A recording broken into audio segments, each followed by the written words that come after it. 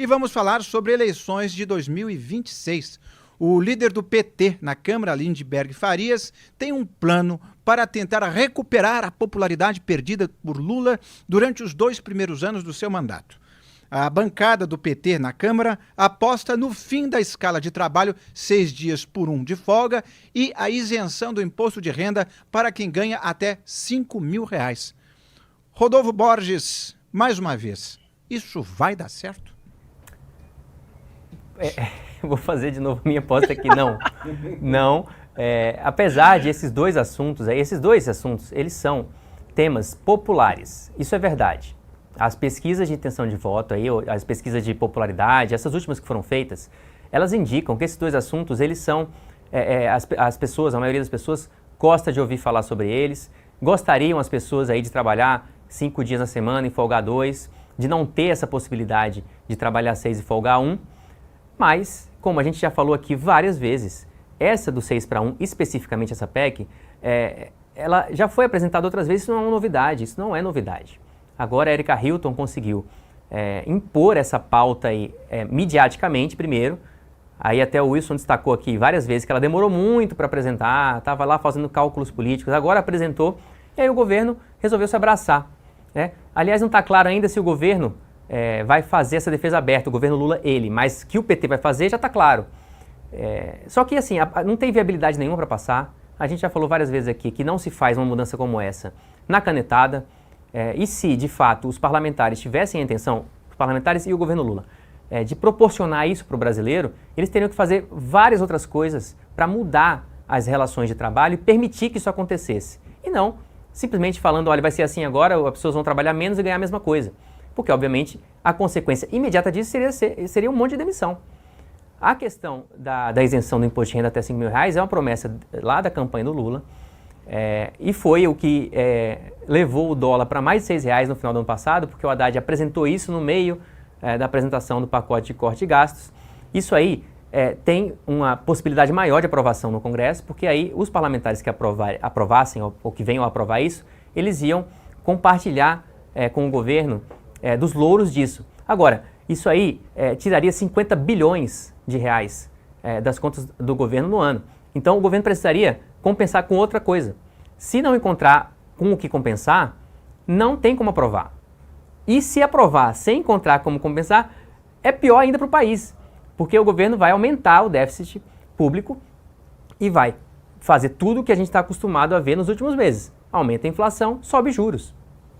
Fora que seria uma tremenda pedalada fiscal, né? Porque para você tirar essa arrecadação, você tem que mostrar no papel, olha, a gente vai tirar daqui, mas vamos compensar daqui, e com isso temos uma soma zero, nem sai perdendo, nem sai ganhando. Só que se eles vierem com muito malabarismo, a gente já historicamente viu que isso não dá certo, né, Wilson?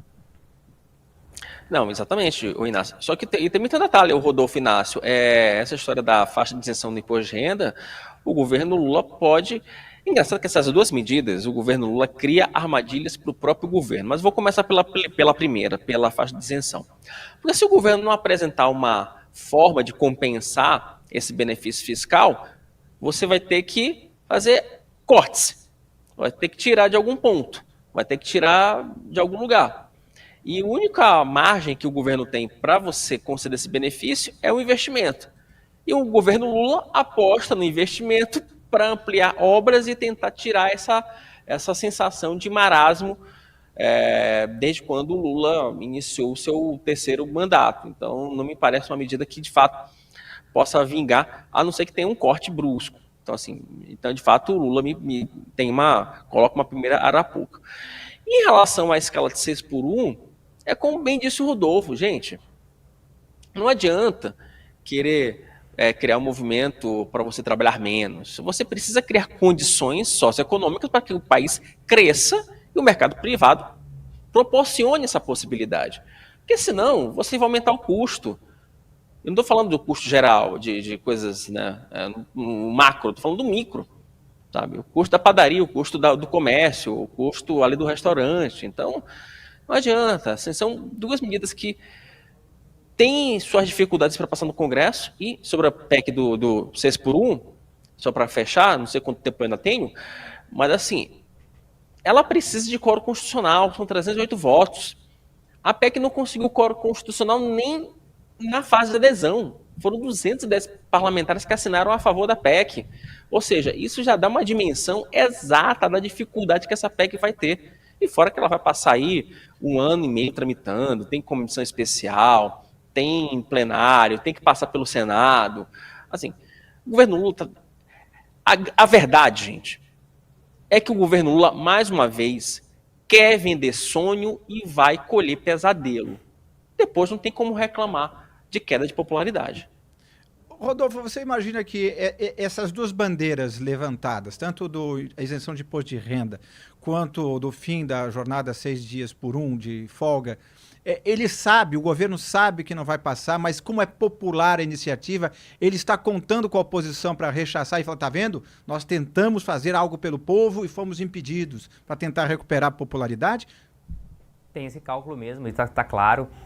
Desde que começou a se discutir isso aí, o governo e os governistas estavam num discurso de colar na oposição, de que, olha, a oposição quer escravizar o trabalhador e tal. Então, assim, isso é mais uma jogada, e essa é a questão, né, para 26 já, eles já estão olhando para 26. E, de fato, como o Wilson falou, inclusive eu usei a mesma expressão, é sonho que eles estão vendendo. Está lá no análise do antagonista.com.br. Com vias a continuar prometendo, ainda que eles não consigam proporcionar isso para a população. E aí o mínimo que eles vão ter é o discurso. E o discurso vale para a eleição, ele não vale para o governo. No governo você tem que fazer, não adianta ficar falando.